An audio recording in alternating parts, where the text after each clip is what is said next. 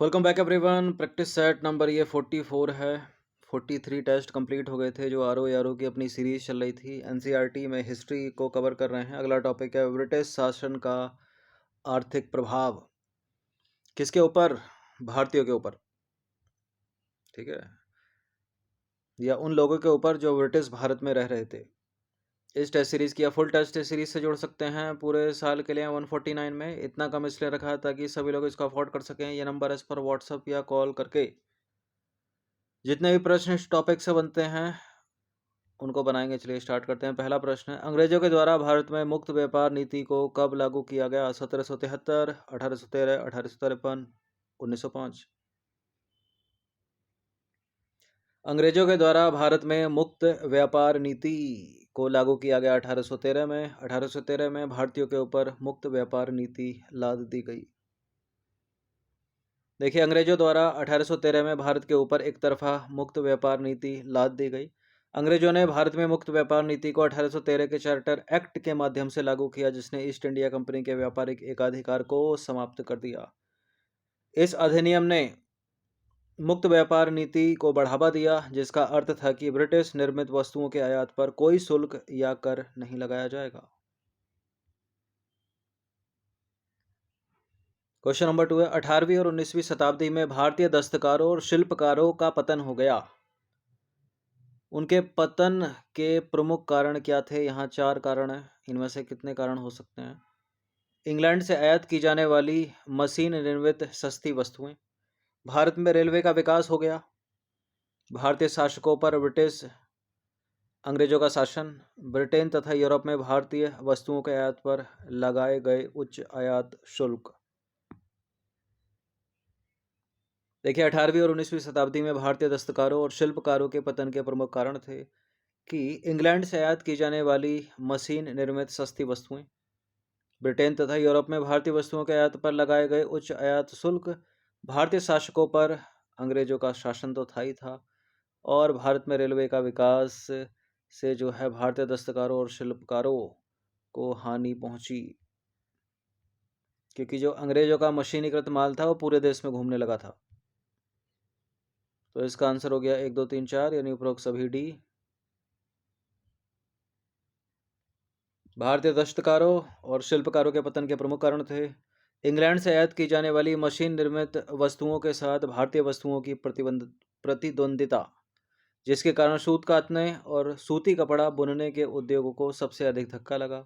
18वीं और 19वीं सदी के दौरान ब्रिटेन तथा यूरोप में भारतीय वस्तुओं के आयात पर उच्च आयात शुल्क तथा अन्य प्रतिबंध लगाए गए। भारतीय शासक और उनके राज दरबारी, जो शहरी हस्तशिल्प की वस्तुओं के मुख्य ग्राहक थे, धीरे धीरे लुप्त हो जाने से उन उद्योगों को बड़ा धक्का लगा। जैसे सैनिक सामान तथा हथियार, जिनकी आपूर्ति भारतीयों द्वारा की जाती थी, ब्रिटिश सरकार द्वारा इनकी आपूर्ति करने से भारतीय हस्तशिल्पियों का पतन हो गया। भारतीय उद्योगों, विशेषकर ग्रामीण दस्तकार उद्योगों की बर्बादी जो है वो रेलवे के बनते ही काफ़ी तेजी से हुई। रेलवे द्वारा ब्रिटिश विनिर्मित वस्तुओं को सुदूर गांव में पहुंचाने में सहायता मिली। पुस्तक है, पुस्तक का नाम है ड्रेन ऑफ वेल्थ। किसने लिखी थी? ड्रेन ऑफ वेल्थ उन्हीं की है जिनकी है poverty and un British rule in India, यानी दादा भाई नौरोजी भी है इसका आंसर। देखिए, दादा भाई नौरोजी ने ड्रेन ऑफ वेल्थ पुस्तक लिखी। दादा भाई नौरोजी द्वारा लिखी गई 2 पुस्तकें भारत के धन निकासी की व्याख्या करती हैं, जो हैं poverty and un British rule in India, और दूसरी है poverty of India. Important books, कई बार कॉम्पिटेटिव एग्जाम में प्रश्न बने इन पर। औपनिवेशिक काल में भारतीय किसानों की बर्बादी के प्रमुख कारण थे डी इंडस्ट्रियलाइजेशन, यानी अब औद्योगिकीकरण, नई कानून प्रणाली तथा नई कानून राजस्व नीति, कृषि का वाणिज्यीकरण, उच्च भू राजस्व वसूलते थे अंग्रेज। कितने हैं इनमें? पहला है, दूसरा है, तीसरा है, चौथा है, सभी के सभी हैं, उपरोक्त सभी डी। ब्रिटिश शासन के अंतर्गत किसान धीरे धीरे दरिद्र हो गए, जिसके प्रमुख कारण थे ब्रिटिश शासकों की आरंभ से ही अधिकतम भू राजस्व वसूलने की नीति रही। उच्च भू राजस्व का निर्धारण इसलिए विनाशकारी साबित हुआ क्योंकि उसके बदले किसानों को कोई प्रतिफल प्राप्त नहीं हुआ तथा सरकार ने कृषि सुधार पर बहुत कम धन खर्च किया। नई कानून प्रणाली तथा नई कानून नीति से महाजनों को किसानों के शोषण में बहुत मदद मिली। अंग्रेजी राज से पहले महाजन जो थे वो ग्राम समुदाय के अधीन होते थे। वस्तुतः ब्रिटिश भू राजस्व व्यवस्था ने जमीन को हस्तांतरण के योग्य बनाकर महाजनों या जमींदारों को जमीन हड़पने या मनमाना भू राजस्व वसूलने में समर्थ बना दिया। 19वीं सदी के अंत तक महाजन ग्रामीण क्षेत्र के लिए मुख्य अभिशाप तथा किसानों की दरिद्रता का प्रमुख कारण बन गए। कृषि के बढ़ते हुए वाणिज्यीकरण ने क्या किया? उसने भी महाजन सह सौदागर को किसान का शोषण करने में मदद दी। गरीब किसान को फसल तैयार होते ही जो भी कीमत मिले उसी पर अपनी पैदावार बेचने के लिए मजबूर किया जाता था।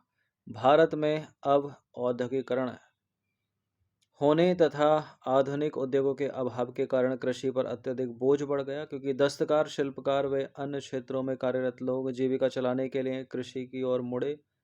फलस्वरूप उत्पादन में वृद्धि तो नहीं हुई, बल्कि उस पर निर्भर लोगों की संख्या जो है वो जरूर बढ़ गई। फलस्वरूप हुआ क्या? पतनशील कृषि अर्थव्यवस्था और भी जर्जर हो गई। क्वेश्चन नंबर 5 है, निम्नलिखित कथनों पर विचार करेंगे। पहला कथन, दूसरा कथन, तीसरा कथन, कौन सा इसमें सही है? ब्रिटिश शासन के आरंभ में बंगाल तथा मद्रास के पुराने जमींदार तबाह हो गए। ब्रिटिश काल में जमींदार प्रथा के प्रसार के कारण बिचौलियों का उदय हुआ। जमींदार तथा भूस्वामियों ने स्वतंत्रता के लिए भारतीयों के संघर्ष का समर्थन किया। देखिए, जमींदारों और भूस्वामियों ने भारत का जो स्वतंत्रता संघर्ष था उसमें हिस्सा नहीं लिया उन्होंने। ठीक है, गलत है यहाँ पर तीसरा वाला स्टेटमेंट। जहाँ जहाँ तीन है उसको हटा दीजिए, केवल एक और दो, सी है इसका आंसर। उनका मानना था कि हमारा तो वजूद अंग्रेजों के साथ ही है।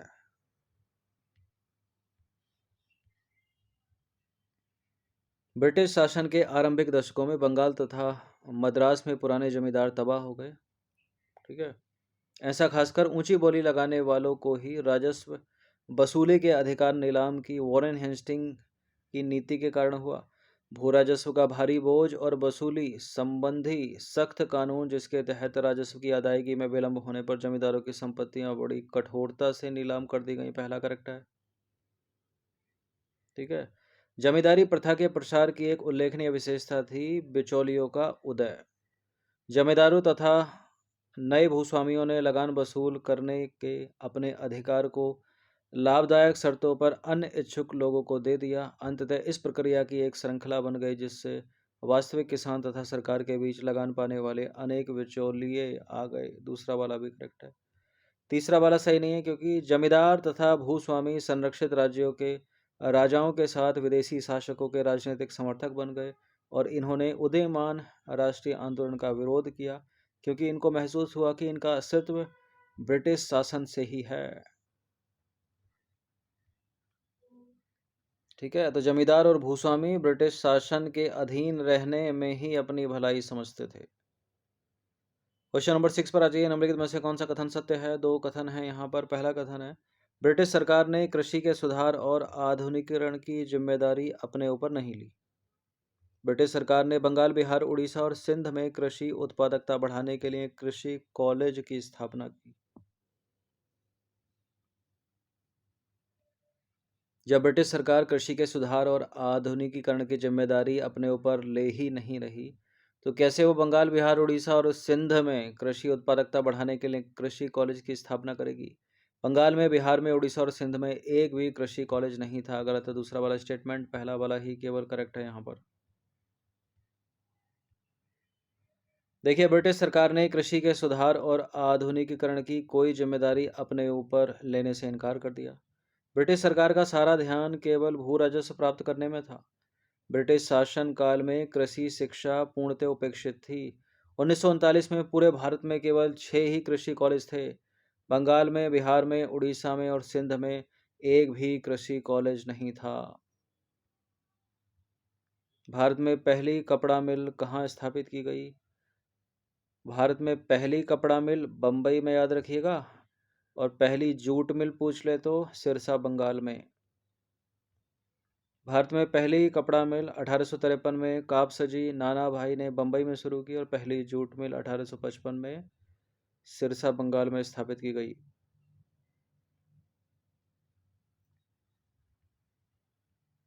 क्वेश्चन नंबर 8 पर आ जाइए। निम्नलिखित कथनों पर विचार करेंगे, वो कथन करण वाला सवाल है। कथन क्या है? औपनिवेशिक काल में अधिकतर आधुनिक भारतीय उद्योगों पर ब्रिटिश पूंजी लगी हुई थी। कारण, ब्रिटिश पूंजीपति भारतीय उद्योगों में ऊंचे मुनाफे की संभावनाओं के कारण आकर्षित हुए। देखिए, चूंकि ब्रिटिश पूंजीपति भारतीय उद्योगों में ऊंचे मुनाफे की संभावनाओं के कारण आकर्षित हुए, क्योंकि औपनिवेशिक काल में अधिकतर आधुनिक भारतीय उद्योगों पर ब्रिटिश पूंजी लगी हुई थी। बिल्कुल ये करेक्ट है, पहला भी सही है, दूसरा भी सही है, कथन कारण दोनों सही है। कथन सही व्याख्या करता है, कारण जो है ये कथन की सही व्याख्या भी है। ए है इसका आंसर। भारत में ब्रिटिश शासनकाल के दौरान अधिकतर आधुनिक भारतीय उद्योगों पर ब्रिटिश पूंजी का स्वामित्व या नियंत्रण था, क्योंकि ब्रिटिश पूंजीपति भारतीय उद्योगों में ऊंचे मुनाफे की संभावनाओं के कारण उसकी ओर आकर्षित हुए थे। भारत में श्रम अत्यंत सस्ता था, कच्चा माल तुरंत और सस्ती दरों पर उपलब्ध था तथा तैयार वस्तुओं के लिए भारत और उसके पड़ोसियों का विशाल बाजार उपलब्ध था। सब्सक्राइब रखना सिविल सर्विस स्टडी चैनल को। ये नंबर इस पर कॉल या व्हाट्सएप करके आप फुल टेस्ट सीरीज से जुड़ सकते हैं, पेड टेलीग्राम ग्रुप में ज्वाइन हो सकते हैं। क्वेश्चन नंबर 9 पर आ जाइए। भारतीय उद्यमियों को ब्रिटिश शासन के दौरान किन चुनौतियों का सामना करना पड़ता था? ब्रिटिश मैनेजिंग एजेंसियों का, बैंक से मिलने वाली पूंजी की विभेदकारी दर, रेलवे भाड़े की दरों में असमानता, देश में भारी या पूंजीगत वस्तुओं के उद्योगों का अभाव। क्या उस समय देश में भारी या पूंजीगत वस्तुओं के उद्योगों का अभाव था? था। रेलवे भाड़े की दरों में असमानता थी? बिल्कुल थी। बैंकों से मिलने वाली पूंजी की विभेदकारी दर, ये भी है। भारतीयों के लिए ऊंची दरों पर लोन मिलते थे बैंकों को, और अंग्रेजों को सस्ती दरों पर। ब्रिटिश मैनेजिंग एजेंसी, 1 2 3 4 सारे के सारे सही हैं। इसका आंसर हो जाएगा ऑप्शन नंबर डी, उपरोक्त सभी। देखिए, भारतीय पूंजीपतियों को आरंभ से ही ब्रिटिश मैनेजिंग एजेंसियों के सामने झुकना पड़ता था। अनेक स्थितियों में भारतीय कंपनियों पर भी विदेशी स्वामित्व और नियंत्रण वाली मैनेजिंग एजेंसियों का दबदबा होता था। भारतीय उद्योगपतियों को बैंकों से ऋण मिलने में भी कठिनाई होती थी। अधिकतर बैंकों पर ब्रिटिश पूंजीपतियों का प्रभाव था।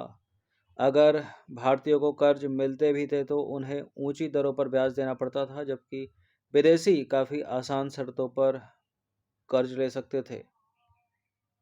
भारत सरकार की रेलवे नीति ने भी भारतीय उद्योगों के प्रति भेदभाव किया। आयातित वस्तुओं की अपेक्षा भारतीय वस्तुओं का वितरण कठिन और खर्चीला था। भारतीयों द्वारा उद्योग स्थापित करने में एक अन्य गंभीर कठिनाई थी कि देश में भारी या पूंजीगत वस्तुओं के उद्योगों का लगभग पूरा अभाव था। इन उद्योगों के बिना अन्य उद्योगों का तेज व स्वतंत्र विकास नहीं हो सकता था।